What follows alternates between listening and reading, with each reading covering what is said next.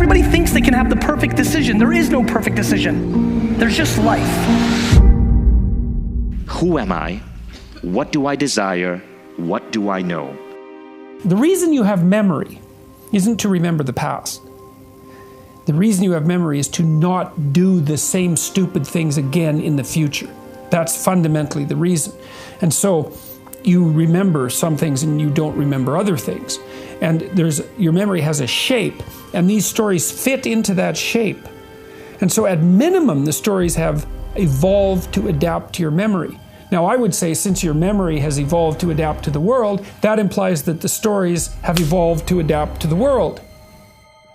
Ultimately, what we're trying to do is get to a place of stillness and clarity and focus so we can be 100% locked in whatever we're doing. That's what this is all about.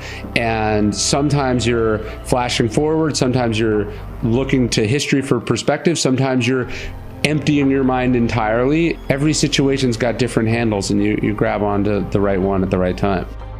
What you believe will dictate your thoughts on a moment-by-moment basis. So if you believe that, money's hard to make, as a simple example, you're not going to have ideas or thoughts around money that would be lending to making it easily, right?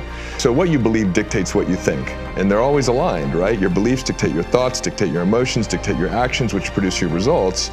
And your results, when you look at them, then just reinforce the original belief. And so we're caught in that construct, right? But the linchpin is the belief system. So the question is, how do I actually change what I believe? If my beliefs really do dictate my destiny, right? Which is, I'm not the only person suggesting that. The question becomes, how do I change my beliefs? And in that is an inherent challenge, because by definition, beliefs are that which are true.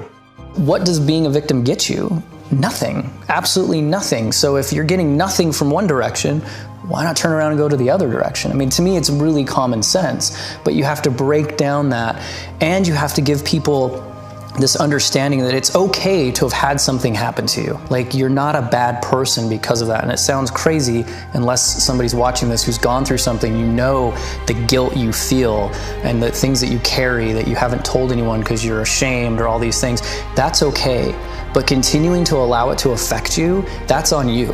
That's not on the abuser, that's not on the situation, that's on you. It's a choice you have to make of, I am no longer going to let this happen. The world that we exist in is really a world that is happening cognitively in our minds based on beliefs, rituals, culture, social indoctrination, and what our mom and our dad and our media and our priest and our teachers and our preachers tell us to be, do, and think. That's the culturescape. But we don't see that, because like a fish swimming in water, we don't realize that the rules in which we live life are not necessarily true for everyone else. They're only true for us because of our conditioning. Now, the problem with this culturescape is that many people believe it's real, and thus they become a victim of the culturescape. The things that happen to them, a breakup, a business failure, being hospitalized, severely influence them. The world happens to them. See, great stories they're representations of patterns of adaptive behavior. The fact that a great story is true at multiple levels of analysis simultaneously. And truly great stories can be interpreted at multiple levels of analysis simultaneously. That's actually what gives them depth. So when you say a story is deep, it's, well, here's a meaning. Oh, look, here's another. Oh, look, here's another one. And then the meanings often exist in parallel with one another. And great stories, and the really archetypal stories are like that. The story of Moses, for example, that's an archetypal story. The idea that people escape from tyranny, go through a crisis, spend time wandering in the desert, are moving towards a better place. It's like that's the story of life.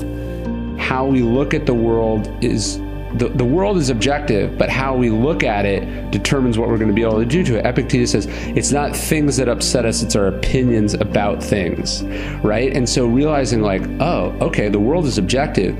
My opinion is what determines everything. And by opinion, he means judgments, right? The other, he says, it's not things that upset us, it's our judgment about things. So it's really maybe judgment's a better word than perspective. I would either be in a powerful state of being, states like joy, curiosity, excitement, calm, peace, passion, or I would be in a primal state of being, boredom, anger, frustration, some form of fear. I'm always in one of those two states, and I'm never in two states at one time. Those map beautifully to the sympathetic nervous system and the parasympathetic nervous system, right?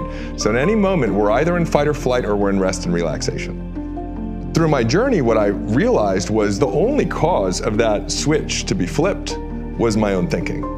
The meaning that I was giving the experience. The experience itself wasn't dictating whether I was in a primal state or a powerful state, whether I was in sympathetic fight or flight or parasympathetic rest and restoration or relaxation. It was the meaning I was giving the experience. And so that meant that all of my personal suffering was within my own control.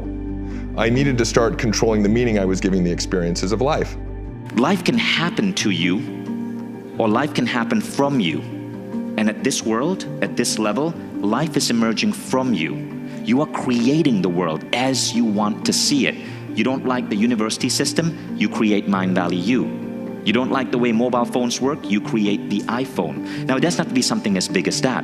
It could be the way you hack your education. It could be the way you start your business. It could be the way you told your parents that you were not going to blindly follow their fundamentalist religious ideas, even though they had been part of your family for 300 years. You create your own rules. And this is when this great awakening starts happening. And I'm gonna use this for everybody. Everybody's so crippled by decisions, but you never know how the other thing worked out. Let me give you an example. Let's say you don't go to college and you start this business and you were 100% right and it's huge and you're doing so great. What I'm saying is, you're not gonna know. So choose, live, and then if it works out, great, and if it doesn't, adjust. The simplicity of just knowing that you're not alone is really not simple. It's massive, because in those dark moments, you are alone. Like, for the most part, you are physically alone. And so then it's not that hard to take it from a physical to a mental state of, I'm the only one being molested. I'm the only one being beaten. I'm the only one with alcoholic parents. I'm the only one with a mom and dad who hate each other. I'm the only one that lives in a really wealthy community, but everyone's lying to each other. Like, it's really simple for that to happen, but the reality is you're not. And when you're not alone, you have community. What does community give you? Safety, right? It all comes back to like being safe. And if I feel safe, then I have power, and then I can do something and control and all these different elements. The world as you see it is an artifact of a previously held point of view. Your eyes are always looking at the past. Everything we see in this room, as we get out of this room, as we go home, as we survive in the world, as we go to our jobs, it's looking at artifacts of the past. And at this level, the level of awakening, you come to see that. And so you're constantly thinking about how can you create a new world that suits how you want to live life. And so you know that thing about how thoughts create reality? At this point, it's true. And it's not the mumbo-jumbo version of your mind creating reality. Not that that's not real. Here your thoughts are actually creating reality because you are questioning the cognitive plane. You are questioning the rules and the assumptions and the cultures and the beliefs that we hold on to so tightly, thinking they are real. Many of these have hit their expiration date, but people still leave it in their fridge like sour milk. Now what you're doing is opening the refrigerator door, looking at what rules, what beliefs have hit that expiration date and discarding it, and then creating your own stuff to put in that refrigerator. Believe that life is working in infinitely intelligent ways for our greatest growth, our greatest prosperity, our greatest evolution, that at any moment it's a moment of perfection, right? That it is supposed to happen. And so in that we can live with acceptance, we can live with surrender. We may not actually see it in the moment how it's working for us, but we can choose to trust that it is if we want to. Of understanding that you're in control. You control your destiny. You can create what you want to create. You have gifts that nobody else on the planet has. You have talent. You have everything. Everything you need to become whatever you want is right here. And I don't care what the limitations are. Physical, mental, spiritual, I don't care. Everything is there for you. Go forth. Be a visionary. Don't take no for an answer. Question the rules and live life on your terms as you make a dent in the culturescape and create new things that truly give you joy, that you're truly excited about, that make the world better for all of us in unity.